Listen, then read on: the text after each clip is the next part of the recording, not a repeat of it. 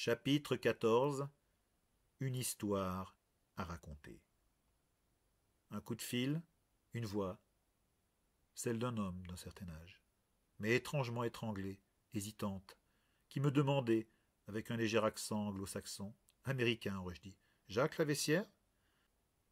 Oui, avais-je répondu, une boule dans la poitrine, comme si je savais déjà qu'il m'appelait ainsi, parce que toute ma vie, j'avais attendu cet instant. Tu aimes toujours le monde perdu? Alors je sus, et je crois me souvenir que je me suis assis pour demander, pris de vertige, tant le soulagement et le bonheur qui étaient les miens me submergeaient, me coupaient les jambes. Mosché, c'est toi? À l'autre bout de la ligne, il y avait eu un rire, celui d'un gosse dans un corps d'homme, et je dois avouer que je me sentais un peu comme ça, moi aussi. Je t'avais bien dit qu'on se reverrait, et nous nous sommes revus. Ce fut aussi simple que cela. Avec l'aide du réseau de M. Antoine, Mosché avait réussi à gagner l'Angleterre, et de là, les États-Unis. Il me raconta son arrivée à New York par bateau, sa première vision de la Statue de la Liberté. Je croyais presque la découvrir avec lui, cette grande dame de fer émergeant de la brume, comme une promesse d'espoir. Il avait poussé jusqu'à la côte ouest, était entré dans l'industrie du cinéma, alors en pleine expansion, et, à force de travail acharné, avait fini par devenir producteur. Le rêve américain. Il possédait une grande villa en Californie, avait une épouse aimante, des enfants, des petits-enfants. Mais il n'avait jamais oublié. Quand je lui ai demandé pourquoi il ne m'avait pas recontacté plus tôt, il m'avoua qu'il n'avait pas osé. Il craignait ma réaction s'il débarquait à nouveau dans ma vie, fantôme d'événements et d'une période douloureuse que je tenais peut-être à oublier. Mais, de passage à Paris avec un de ses petits-fils, Nathanaël, dont les parents ont divorcé et qu'il avait amené avec lui pour lui changer les idées, il n'avait pu résister plus longtemps.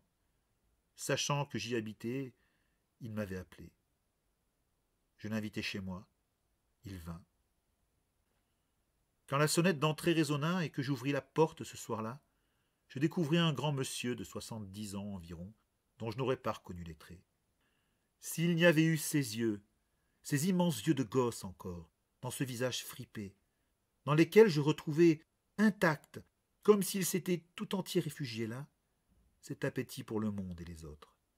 Nous restâmes quelques secondes immobiles, à nous fixer, sans savoir trop quoi dire, trop émus pour prononcer un mot. Enfin, d'une voix hésitante, étranglée par l'émotion, Mosché me lança, avec cette espèce de sourire qu'il avait eu ce matin-là, il y avait si longtemps. Comment tu vas, l'Auvergnat? Je ne pus répondre, mais m'avancer d'un pas et le pris dans mes bras, pour le serrer contre moi et enfin murmurer, après un long silence tout empli de cette amitié qui ne peut s'exprimer par des mots. Je continue de rêver, mon ami, grâce à toi. Il est entré ce soir-là dans ma demeure et de nouveau dans ma vie. Je suis allé chez lui, en Amérique, il est revenu chez moi, à Paris. Son petit Nathanaël et Malorline sont les meilleurs amis du monde. Ils ne se quittent pas quand ils se retrouvent, et le reste du temps s'écrivent ou communiquent sur Internet, comme le font les gamins de nos jours. Nous les trouvons encore un peu jeunes pour avoir le béguin. Nous sommes vieux jeux, peut-être. Quant à la bête, et cette nuit-là, jamais jusqu'à présent nous n'en avons parlé à personne, si ce n'est à mots couverts, et encore. En ce qui me concerne, à ma femme, et c'est à peu près tout, il est des choses, des événements que l'on garde pour soi, ou du moins qui attendent le bon moment pour être racontés.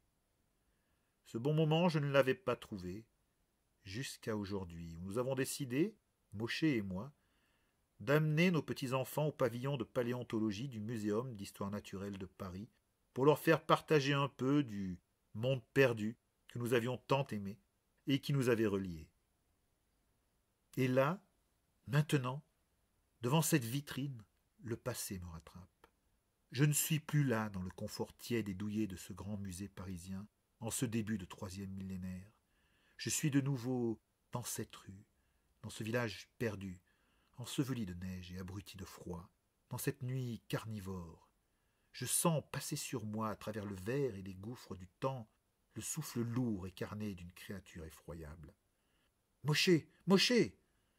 Je ne peux que murmurer pour attirer l'attention de mon ami, non pas pour respecter le silence ou les autres visiteurs, mais parce que la terreur de cette nuit-là, de cet instant terrible me revient, intact.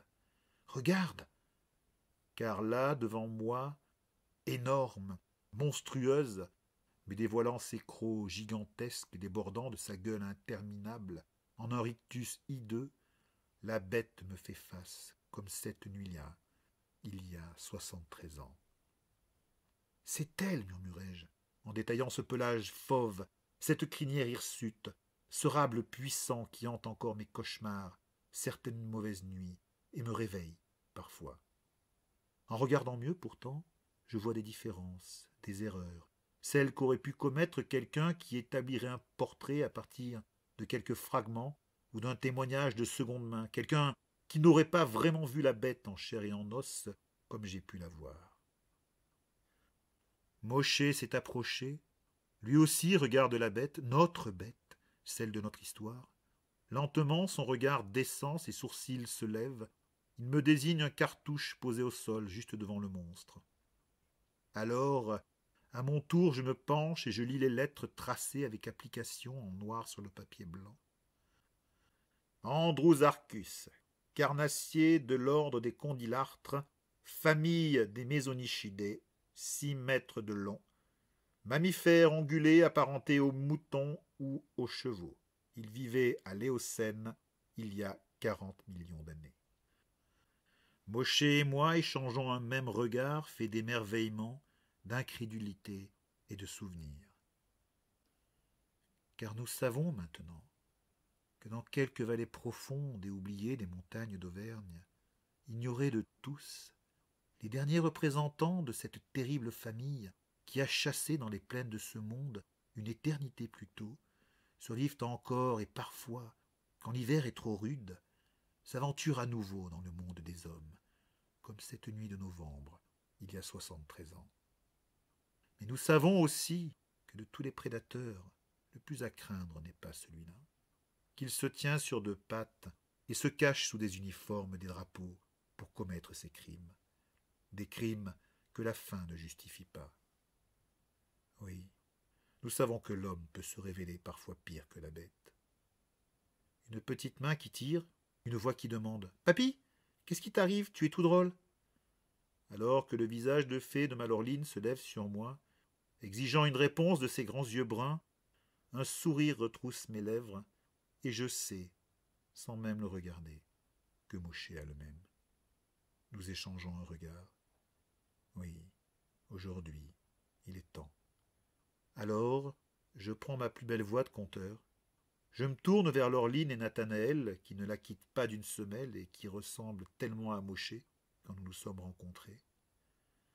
Les enfants, nous avons une histoire à vous raconter.